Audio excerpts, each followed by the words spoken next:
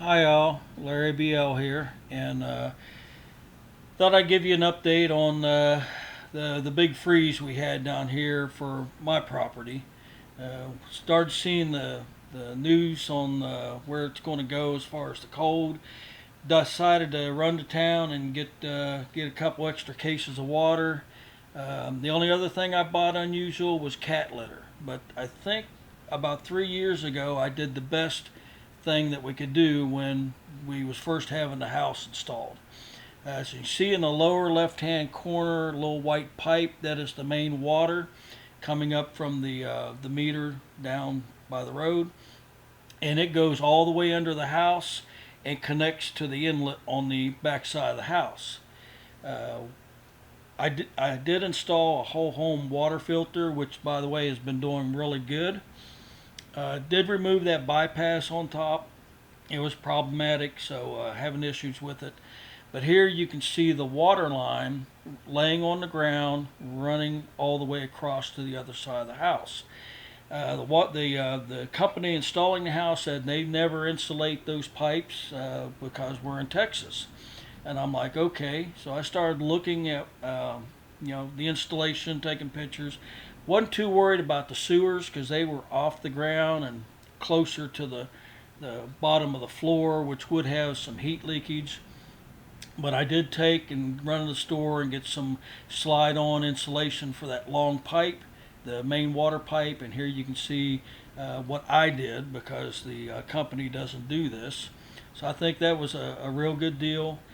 The other thing on the home water filter, here you can see I've unhooked all the hoses because of the freeze and drained them. I knew that was going to be a problem. But under the dog glue, I went and got some insulation and circled the water filter with insulation, and I did not have any water freezing issues. We did lose water for a few days, mainly because of electricity issues. So, like I said, I went and got some extra bottled water, so we had plenty of drinking water, but I did not want to use that to flush the toilets. So, went out, basically barbecued some snow. Found out a 20-gallon trash can full of snow will make 5 gallons of water.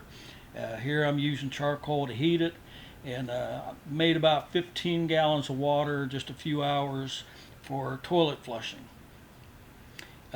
Because we lost power, I was hanging out in the shop, uh, running the little generator. Found out I got a fuel leak on the generator. I'm getting parts ordered for it to fix it, but there was just no way to keep it above 40 in the shop. So I ended up bailing from the shop for about 3 or 4 days and moved into the house.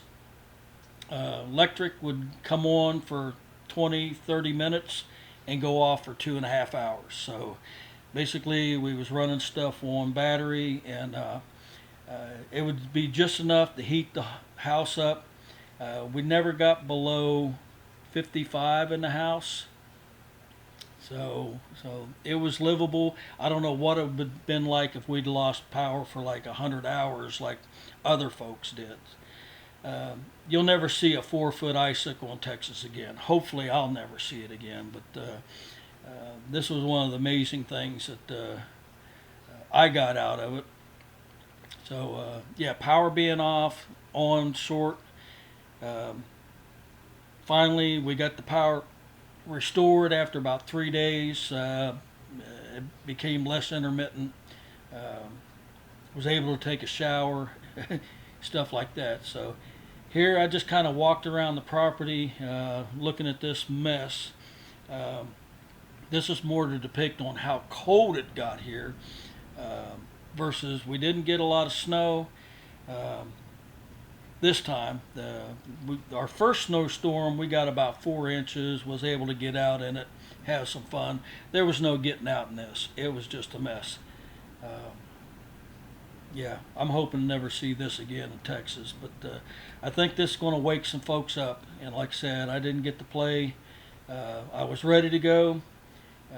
I'd have been more appreciative if we'd had deeper snow and less cold, but can't always have it your way. So thanks for watching, and hopefully I'll get some better videos. So sorry, this was just pictures this time.